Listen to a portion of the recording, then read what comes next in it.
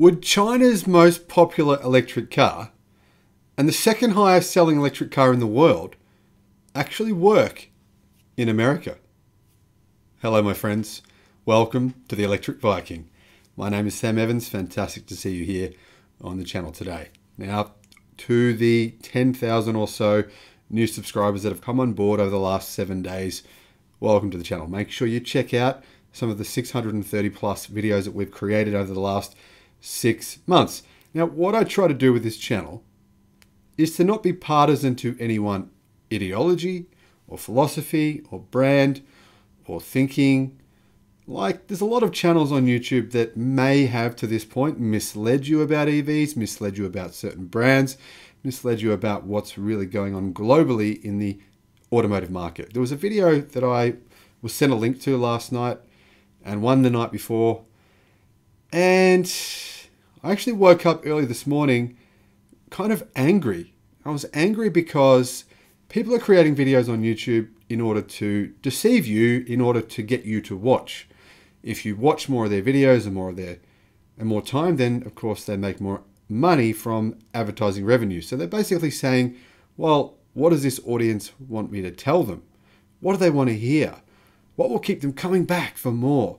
They're kind of like preachers preaching to an audience and giving that audience exactly what they want to hear. Not exactly, and not telling them what they should know, not giving them facts, but giving them a distorted view of the world.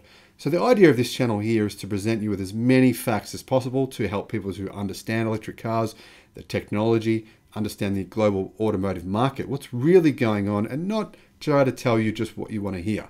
So that's why I recommend checking out some of those videos that I've created over the past month.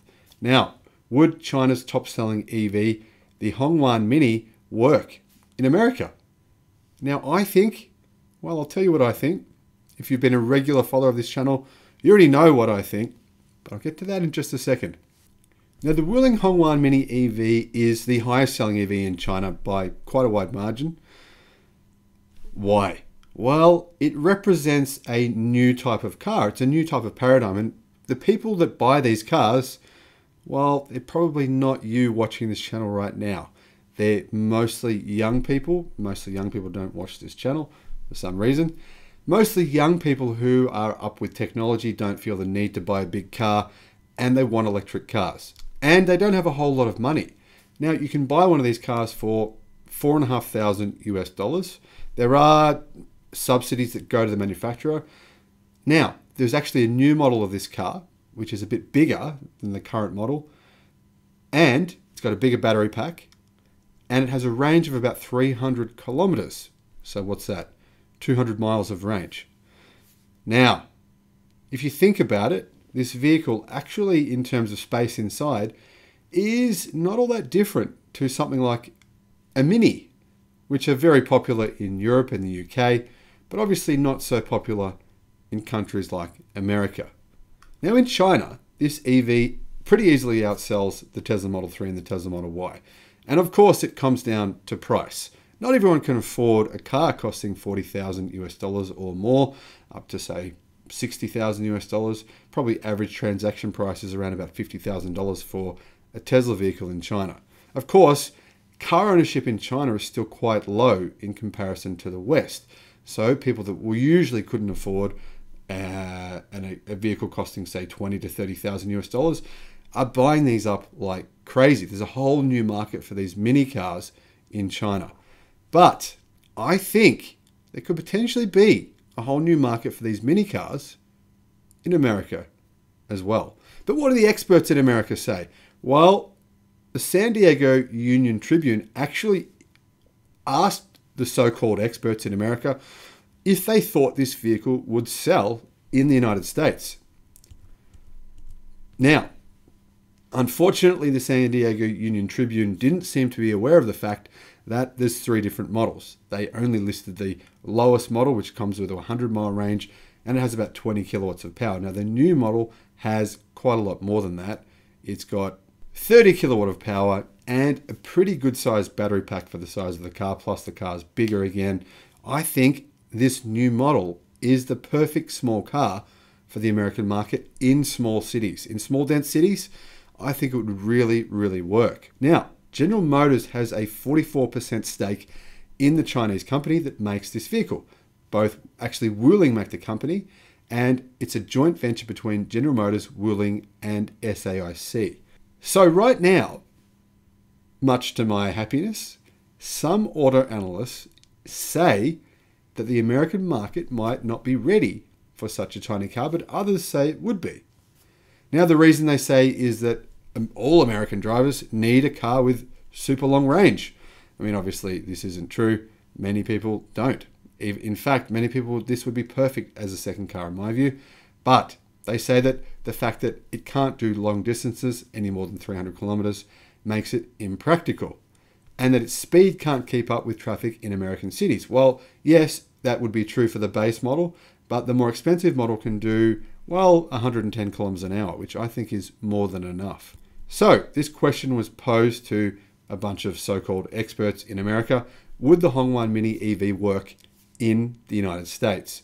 James Hamilton from UC San Diego said, yes, I see a niche product like this in the US market. I already see some people tooling around in tiny three-wheeled vehicles that are scarcely more than a motor scooter with a cover to keep out the rain. Now, if you think about it, right, people are paying not much less than this for electric scooters, electric bikes. Pay a little bit more and you get a car that could fit into very small parking spaces. Probably fit 2 of these in one normal parking space. Anyway, people who care passionately enough about protecting the environment or protecting their pocketbook might consider something like this. But I wouldn't take one out on a California freeway. Those are dangerous enough if you're driving an armored truck. Now, tell me what it's like in America driving on freeways. I did do a little bit of driving on freeways when I was there in America. In fact, I did a lot of bike riding on freeways over there. And to be honest, I never had any issues. But hey, I don't live there. If you live there, let me know in the comment section below what it's like to drive on freeways over there. And if you personally would feel comfortable driving one of these on a freeway.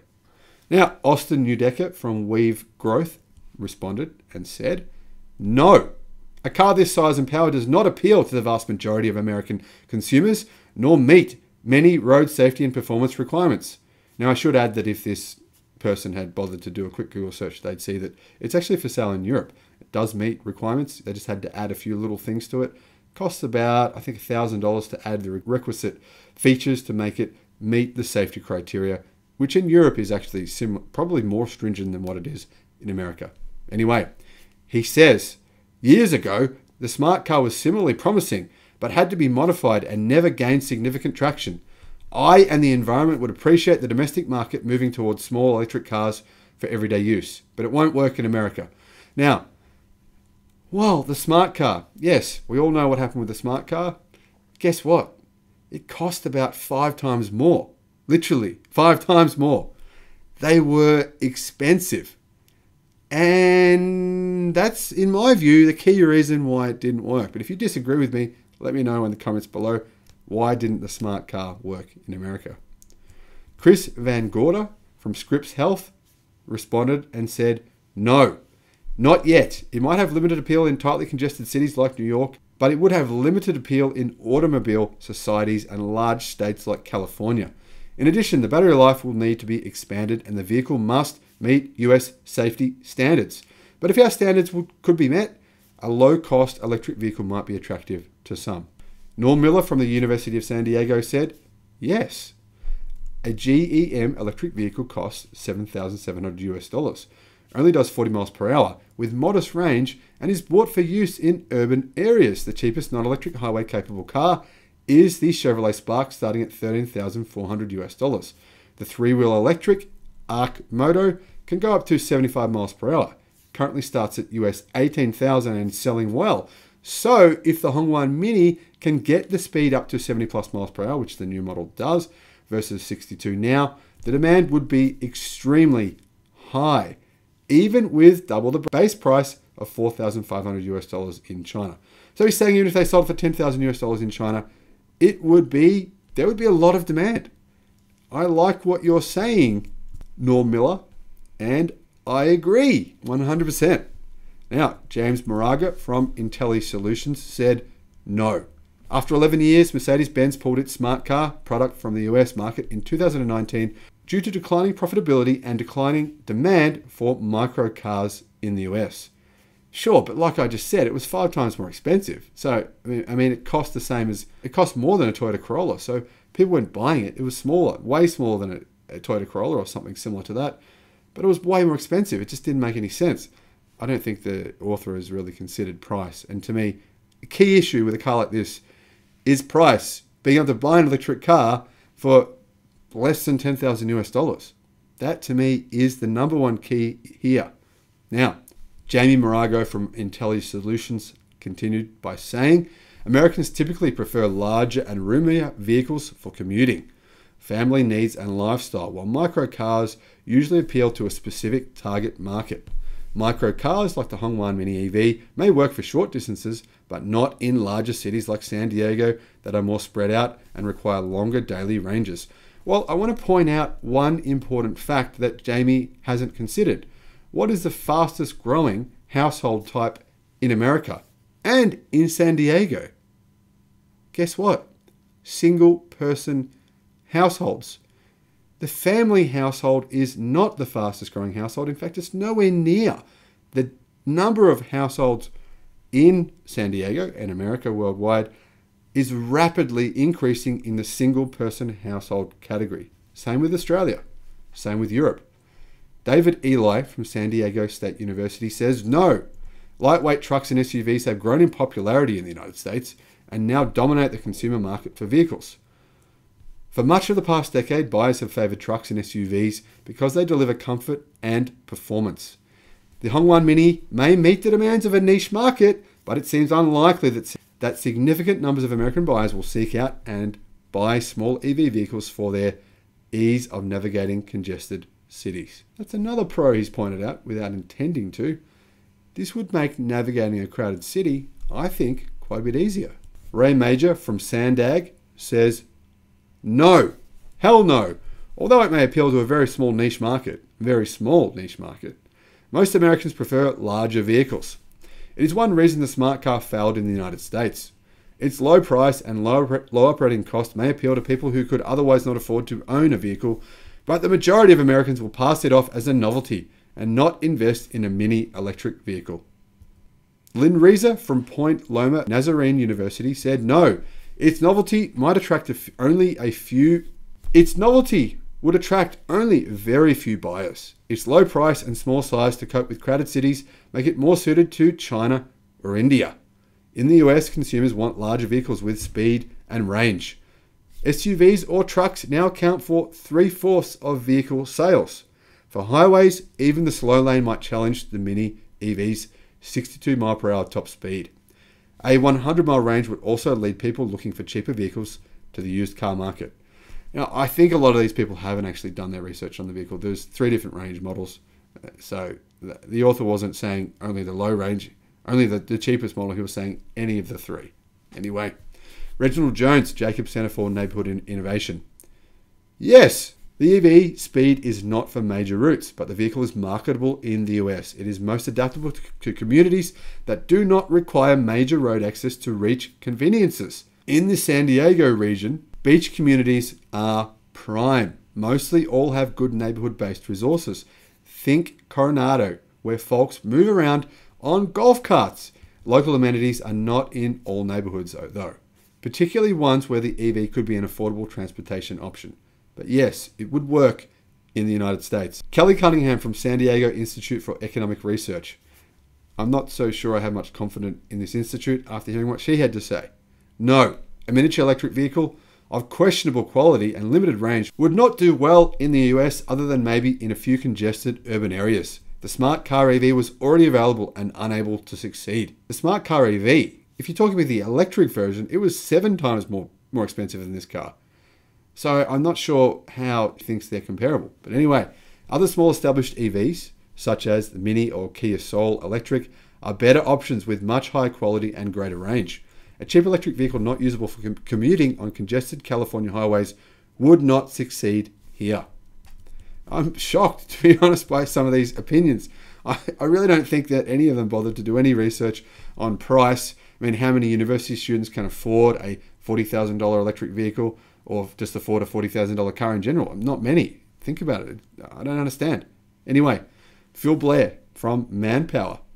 Well, who would have thought Manpower would have more intelligence than someone like an economic research institute? He said, yes, I think Americans are anxious to get on board with electric cars and, more importantly, leave the cost of gasoline behind them. The mini EV will, over time, drastically cut back on the importing of oil and both its pollution and the carbon footprint of oil crossing halfway around the world. Americans have clearly shown their support of climate change, so carbon footprints do matter. Now, Gary London from London Motor Advisors said, no, there is certainly a segment of the market attracted to its size, price, and e-features. While cheaper than a good quality electric bike, yeah, it's cheaper than a good quality electric bike. That's my point. You would get more exercise on the bike unless the Hongwan comes with a pedal feature. What? The smart car introduced a few years ago was not a particular success, probably because it would lose if attacked by an SUV, even though you can squeeze into a smaller parking space. So he thinks it won't sell because it would lose if it was attacked by an SUV. Just let me know here. Let me know here, people watching the video. Do you often get attacked by SUVs? Is that a common occurrence in America? I didn't think it was, but maybe I'm wrong. Alan Jin from the University of San Diego said, yes, but it would be a niche market. It wouldn't work as a primary car for most families due to its maximum speed. This is particularly the case in newer cities where there is a lot of sprawl and where a lot of highway driving is necessary. But it could be a good second or third car that could be used for short trips.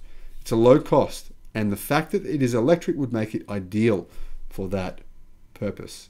Now, the final person to respond was Bob Rauch from R.A. Rauch and Associates. And he said, no, surely there would be a niche market for this vehicle, but it would be limited to drivers in the inner city or out in suburban communities as an alternative to a golf cart or as a second car. I've got to ask you guys, is there people driving around in America in golf carts? Because it seems like some of these respondents think that legitimately there's people driving around on the roads in golf carts. Is that a thing in America? I never saw anyone when I was there. I was there for a long time, but I guess I didn't cover all of America, so maybe I don't know. He said, safety is critical to drivers, and this car is too small to deal with all the SUVs on the road and doesn't drive fast enough or far enough for freeways. Would you let your kids drive this? It's outrageous. Now, you know, some of these responses are they're just amusing. They're just amusingly stupid, and it's as though they think I wouldn't buy the car, therefore no one else would. Now, let me know though, do you think this car would succeed in America? I've been saying for a long time that I believe this car would have a big market in America. I'm not saying top 10 seller, not at all. Maybe top 20 potentially. But honestly, how many people in America want an affordable electric car that enables them to fit 2 people and enough luggage, enough shopping, and just get around, get to uni, get to work if they work close by. I mean, not everyone has a family with 4 kids in it. A lot of people are just single people. A lot of people are just a couple. And this, in my view, would be perfect. But let me know if you agree with me in the comment section below. Thanks for watching the channel. Look forward to seeing you again on the next one. Bye-bye.